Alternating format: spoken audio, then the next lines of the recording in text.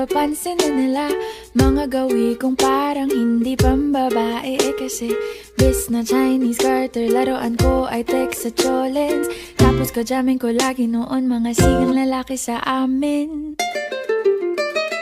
Nung ako'y mag-high school ay napabarkada sa mga bay. Curious na babae na ang hanap din ay babae.